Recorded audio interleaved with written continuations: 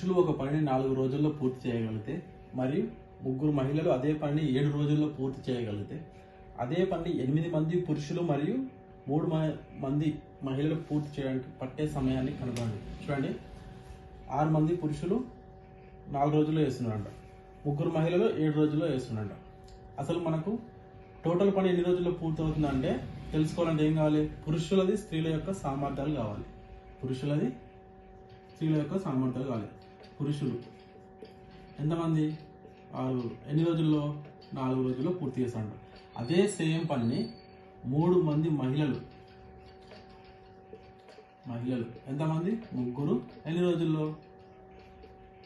7 రోజుల్లో పూర్తి చేస్తాడు. అంతే కదా, సేమ్ వర్క్. 6 మంది పురుషులు 4 రోజుల్లో వేస్తే 3 మంది మహిళలు 7 రోజుల్లో పూర్తి చేస్తాడు. చూడండి, పురుషులు ఇక్కడనే ఉంచండి, మహిళలు ఇక్కడ పట్టుకోండి. మహిళలు ఇక్కడ ఇంటూ చేస్తుంది, ఇక్కడ వస్తే బై చేస్తుంది, అంటే మహిళలు. పురుషులు బై మహిళలు. ఈ 3 into 7 అలానే ఉంటుంది. ఇక్కడే 6 into 4 ఇక్కడ మల్టిప్లై చేస్తుంది, ఇక్కడ వస్తే బై చేస్తుంది. 6 into 4, 3 7 21 by 6 4 24. క్యాన్సిలేషన్ చేస్తే 3 ఏళ్ళ 3 ఎంబుల అంటే 7/8. 7/8 అంటే ఏంటి? పురుషులు రోజుకు 7 పార్ట్స్ చేస్తారు, మహిళలు 8 భాగాలు చేస్తారు. సామర్థ్యాలు ఇవి, వారి యొక్క సామర్థ్యాలు. పురుషులు అనేవాళ్ళు రోజుకి 7 పార్ట్స్ చేస్తారు, మహిళలు అనేవాళ్ళు 8 పార్ట్స్ చేస్తారు. అయితే మనకు మొత్తం పని కావాలి, మొత్తం పని భాగాలు, మొత్తం పని భాగాలు ఎలా? 6 పురుషులు 4 రోజుల్లో పూర్తి చేస్తారంట, ముగ్గురు మహిళలు 7 రోజుల్లో పూర్తి చేస్తారంట. మీ ఇష్టం, వాళ్ళిద్దరిలో ఎవరినైనా తీసుకోండి. మనం పురుషులను తీసుకుందాం. పురుషులను తీసుకుంటే 6 రోజులు మొత్తం పని భాగాలు. పురుషుల ప్రకారం తీసుకుంటే 6 భాగాలు ఇంటూ 4 రోజులు. రోజుకి ఎన్ని పార్ట్స్ చేస్తారు పురుషులు? 7 పార్ట్స్ ఇంటూ 7 అంటే ఎంత అవుతుంది? 6 4 24, 24 7 168 టోటల్ వర్క్. ఇది పురుషుల ప్రకారం అయితే, ఆర్ లేదా ఉమెన్స్ ప్రకారం ట్రై చేద్దాం. 3 మంది మహిళలు 7 రోజుల్లో పూర్తి చేస్తారు. ఎన్ని పార్ట్స్? రోజుకి 8 పార్ట్స్ చేస్తే 3 ఏళ్ళు 21, 21 into 8 ఎంత? 168 టోటల్ వర్క్. ఇది కూడా అంటే మనకు వచ్చిన సామర్థ్యాలను పురుషుల్లో లేదా స్త్రీలలో ఎవరిలో ప్రతిక్షేపించిన టోటల్ వర్క్ అనేది వస్తుంది. టోటల్ వర్క్ ఎంత? 168. అయితే మనకి ఏమని అడుగుతున్నాడు? 8 మంది పురుషులు, 8 మంది పురుషులు ప్లస్ ముగ్గురు మహిళలు మొత్తం పనిని పూర్తి చేయడానికి పట్టే సమయం అంటారు. 8 మంది పురుషులు, ముగ్గురు అంటే మొత్తం 11 మంది కలిసి రోజుకి ఎన్ని పార్ట్స్ చేస్తారో ఫస్ట్ తెలుసుకుందాం. 8 మంది పురుషులు, 8 ఇంటూ వీళ్ళు రోజుకి ఎన్ని పార్ట్స్ చేస్తారు పురుషులు అనేవాళ్ళు? 7 ప్లస్ 3 మంది మహిళలు, ముగ్గురు మహిళలు రోజుకి ఎన్ని పార్ట్స్ చేస్తారు వాళ్ళు? 8 పార్ట్స్ చేస్తారు.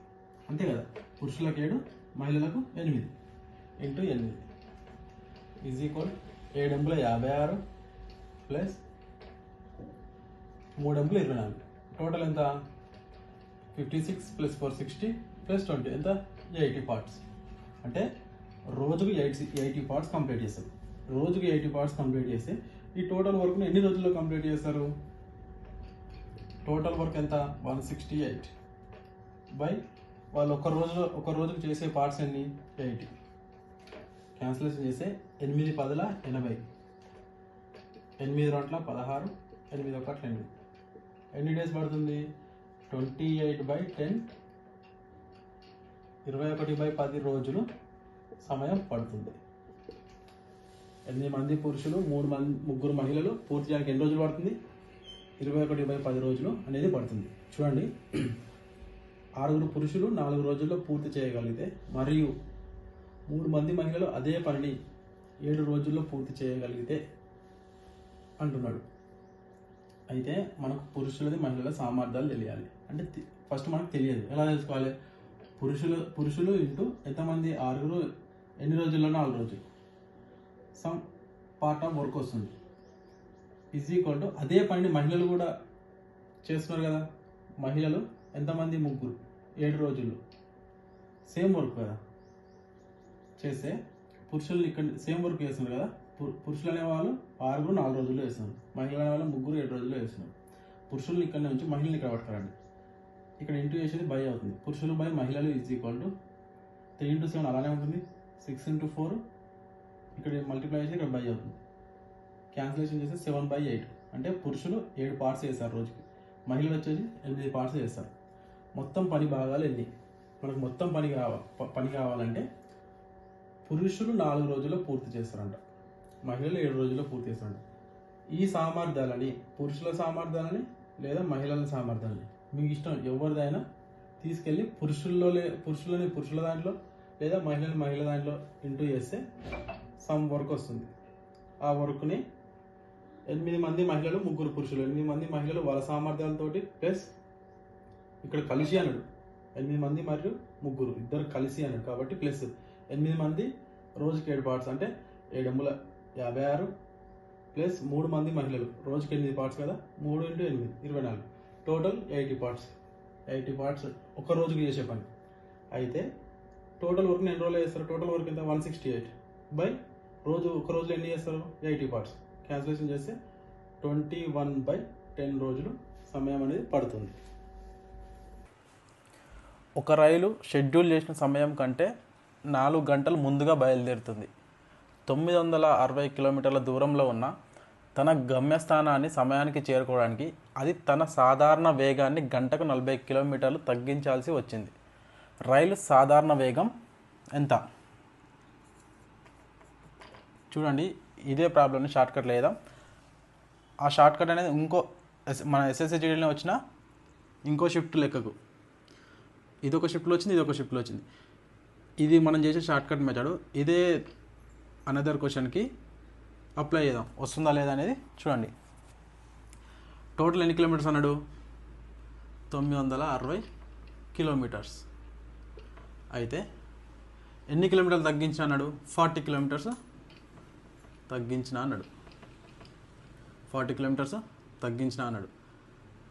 0 కట్ చేయండి అంటే 96, ఇక్కడ 4 అంటే ఈ 96 అనేది ఒక 2 డిజిట్ నెంబర్స్ని ఇంటూ చేస్తే ఆ రెండింటి మధ్య గ్యాప్ అనేది మనకి ఎన్ని ఉండాలంటే 4 ఉండాలి. రెండింటి మధ్య గ్యాప్ 4 ఉండాలి. ఇంటూ చేస్తే 96 రావాలి. అర్థమైందా? రెండింటి మధ్య గ్యాప్ వచ్చేసి 4 ఉండాలి. మల్టిప్లై చేసి ఎంత రావాలి? 96. అట్లా ఏమొస్తుంది?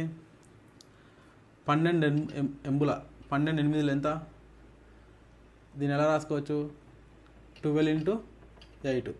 రెండింటి మధ్య గ్యాప్ వచ్చేసి ఎంత ఉంది? 4 ఉన్నది. మల్టిప్లై చేస్తే 12 ఎంబుల 96. అయితే రైలు సాధారణ వేగం ఎంత? 96 కదా. 0 ఇప్పుడు ఇక్కడ పైన 0 మనం క్యాన్సిల్ చేసుకున్నాం కదా. ఇప్పుడు ఆ 0 తీసేసుకోండి. 120 80. ఫస్ట్ ఏం చేసిండు? ఫస్ట్ స్పీడ్ ఎంత? 120. సెకండ్ స్పీడ్ ఎంత? 80. ఈ స్పీడ్ తోటి ఇది చేస్తే, ఈ స్పీడ్ తోటి ఇది చేస్తే మధ్యలో గ్యాప్ 4 అవర్స్ వస్తుందా లేదా చూద్దాం.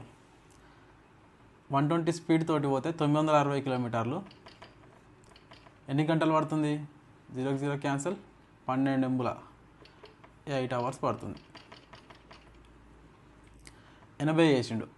ఇప్పుడు స్పీడ్ అనేది 80 చేసిండు. 960/80. 8 12 96. 12 అవర్స్ అంటే 4 గంటల ముందుగా బయలుదేరిన అన్నాడు. 4 గంటల ముందుగా బయలుదేరిన అన్నాడు. ముందుగా బయలుదేరిన అంటే అసలు వేగంతో పోతే 8 గంటలే పడుతుంది. ముందు పోయింది కాబట్టి 40 స్పీడ్ తక్కువ చేసుకొని ముందుగా పోయింది కాబట్టి 12 గంటలు పడుతుంది. ముందు ఎన్ని గంటలు పోయింది? 4 గంటలు పోయింది. ఈ రెండింటి మధ్యలో గ్యాప్ ఎంత? 4 గంటలు. ఇలా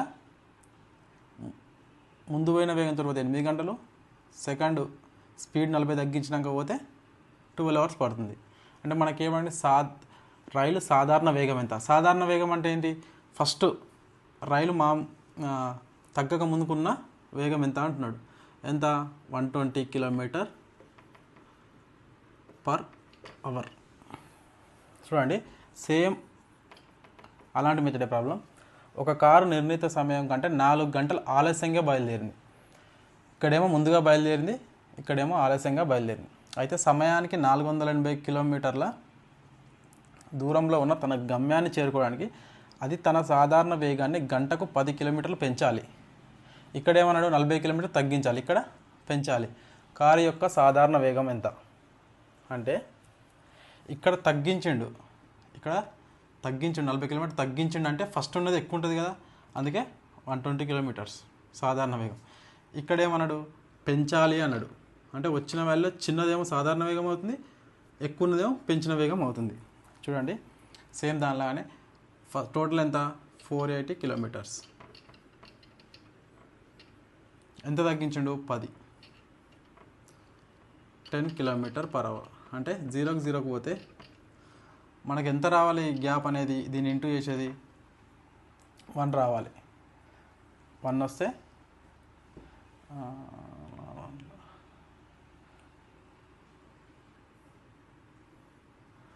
ఎంత? 6 48. అంటే క్యాన్సిలేషన్ చేస్తే 3:4. రెండింటి మధ్య గ్యాప్ ఎంత? 1. ఒకటే కదా రెండింటి మధ్య గ్యాపు. అంటే 30 ఒక స్పీడు, 40 ఒక స్పీడు. ఫస్ట్ స్పీడ్ వచ్చేసి 30, సెకండ్ స్పీడ్ వచ్చేసి 40 కిలోమీటర్ పర్ అవర్. చూడండి, 480ని 30తో డివైడ్ చేస్తే 0కి 0, 3 1 3 6 16 గంటలు పడుతుంది. అదే 480ని 40 తోటి చేస్తే 4 1 4, 4 1 4 2 12 అవర్స్. రెండింటి మధ్య గ్యాప్ ఎంత? 4 అవర్స్. 16 గంటల్లో పోతుంది 30 వేగంతో పోతే. అయితే తను ఏం చేసిండు? 4 గంటలు లేటుగా వెళ్ళిండు. ఈ 4 గంటలు కవర్ కావాలంటే ఎంత స్పీడ్ తోటి వెళ్ళాలి? 40 కిలోమీటర్ పర్ అవర్ తోటి వెళ్ళాలి. కారు యొక్క సాధారణ వేగం. సాధారణ వేగం అంటే మొదటి వేగం. మొదటి వేగం అంటే ఇక్కడ 10 కిలోమీటర్లు పెంచినామంటే పెద్దది పెంచింది. సాధారణ వేగం అంటే మొదటిది 30 కిలోమీటర్ పర్ అవర్. కారు యొక్క సాధారణ వేగం ఎంత? 30 కిలోమీటర్ పర్ అవర్. ఒక వెండి దుకాణం యజమాని వెండి ధర 70 రూపాయలు గ్రాముగా ఉన్నప్పుడు 65 రూపాయల గ్రాముకు వెండిని విక్రయిస్తున్నట్లు పేర్కొన్నాడు.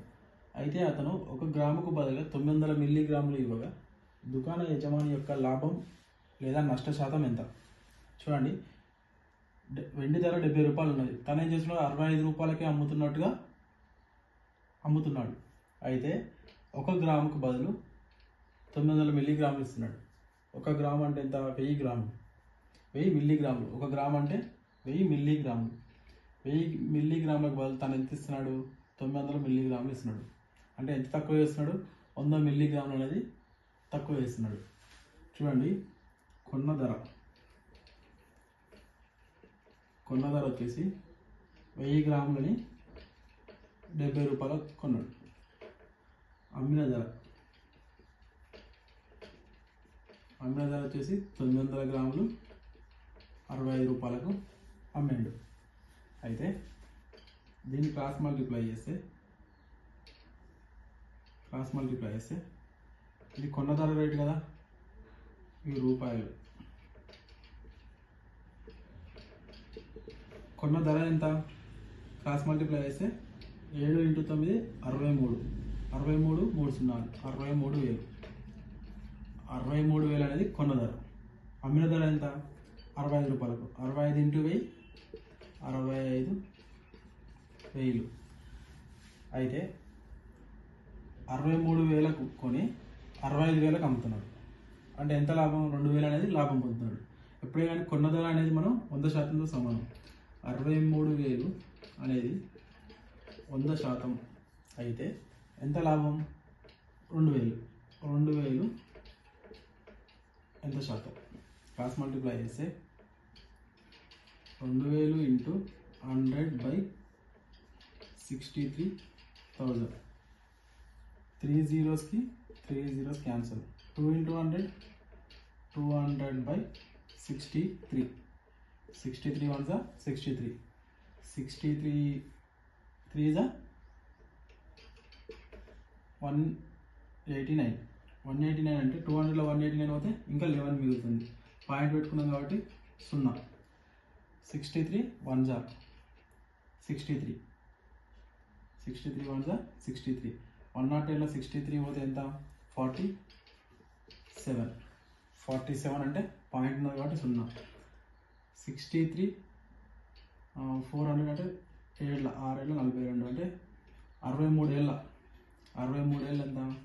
63 ఇంటూ 7 7 3 21 7 6 42 44.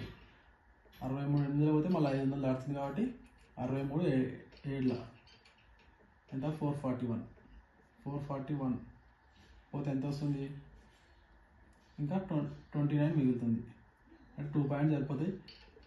3.17% అనేది లాభం. యజమానికి ఎంత శాతం లాభం? 3.17% అనేది లాభం. కొన్న ధర చూడండి, కొన్న ధర అనేది 1000 గ్రాములకు 70 రూపాయలు పెట్టి కొన్నాడు. అమ్మిన ధర 900 గ్రామ్స్ 65 రూపాయలకు. మనకేం కావాలి? కొన్న ధర కావాలి. 70 ఇంటూ క్రాస్ మల్టిప్లై చేస్తే 70 ఇంటూ 900 ఎంత? 63,000. అమ్మిన ధర 65 క్రాస్ మల్టిప్లై చేస్తే 65,000. అంటే కొన్న ధర 63,000 కొని 65,000కి అమ్ముతున్నాడు. అంటే ఎంత లాభం పొందుతున్నాడు? 2,000 రూపాయలు అనేది లాభం పొందుతున్నాడు. ఎప్పుడైనా కొన్న ధర 100%తో సమానం. కావున 63,000 అనేది 100% అయితే వచ్చిన లాభం 2,000 అనేది ఎంత శాతం? క్రాస్ మల్టిప్లై చేస్తే 3.17% అనేది లాభం. దీన్ని ఇంకో మెథడ్లో చేద్దాం. చూడండి, తన దృష్టిలో అమ్మిన ధర తన దృష్టిలో అమ్మిన ధర ఎంత? తన దృష్టిలో అంటే ఇప్పుడు మనకు తన దృష్టిలో 900 గ్రాములు అమ్ముతున్నాడు 65 రూపాయలకు. అయితే ఈ 900 గ్రాములు అనేది తక్కువ చేసిన విషయం తనకే తెలుసు, మనకు తెలియదు. అంటే మనం ఎంత అనుకుంటున్నాం? తను అమ్మేది 1000 గ్రాములను 65 రూపాయలకు అమ్ముతున్నాం అనుకుంటున్నాం. 1000 గ్రాములని 65 రూపాయలకు అనుకుంటున్నాం. అంటే 65,000 అమ్మింది. కొన్న ధర ఎంత? తను 1000 గ్రాములకు బదులు ఎంత? 900 గ్రాములే ఇస్తున్నాడు. అంటే 900 గ్రాములు ఇంటూ 70 ఎంత? 63,000. Same as it. కొన్న ధర వచ్చేసి 63,000. అంటే 100% అనేది 63,000. అయితే లాభం ఎంత? 2,000 ఎంత శాతం? క్రాస్ మల్టిప్లై చేస్తే 100 ఇంటూ 2,000/63,000 3 zeros 200/63. క్యాన్సిలేషన్ చేస్తే ఎంత వస్తుంది? 3.17 లాభం. అమ్మిన ధర అనేది 900 గ్రాములు. తన దృష్టిలో తనకు తెలుస్తుంది. మన దృష్టిలో ఎంత? అమ్మిన ధర అనేది 1000 గ్రాములని 1000 మిల్లీగ్రాములని మనకు 65 రూపాయలకు అమ్ముతున్నాడు. మన దృష్టిలో అమ్మిన ధర అనేది 1000 మిల్లీగ్రాములని 65 రూపాయలకు అమ్ముతున్నాడు. కొన్న ధర ఎంత? 900 గ్రాములని 70 రూపాయలకు కొంటున్నాడు. ఇంటూ చేసి క్యాన్సిలేషన్ చేస్తే 3.17 అనేది లాభం వస్తుంది. ఒక మొత్తంపై వచ్చే సాధారణ వడ్డీ మొత్తంలో 64/81. సంవత్సరాల సంఖ్య వార్షిక వడ్డీ రేటుకు సమానమైతే వార్షిక వడ్డీ రేటు ఎంత?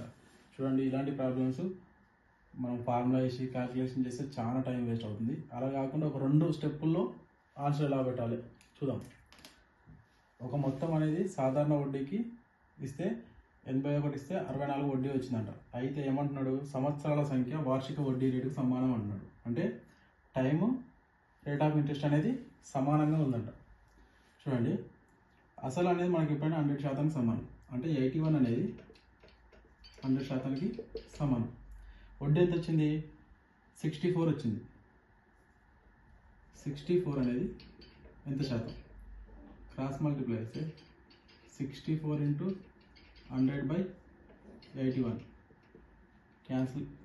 64/81 దీన్ని క్యాన్సిలేషన్ చేస్తే 81 1 జా 81 8 64 దాటిపోతుంది. అంటే 81 7 జా 81 7 జా ఎంత? 7 7 56 567 7 జా ఇంకెంత మిగులుతుంది? 640 నుంచి 567 పోతే ఇంకెంతమంది 73 మిగులుతుంది. 73 మిగులుతుంది.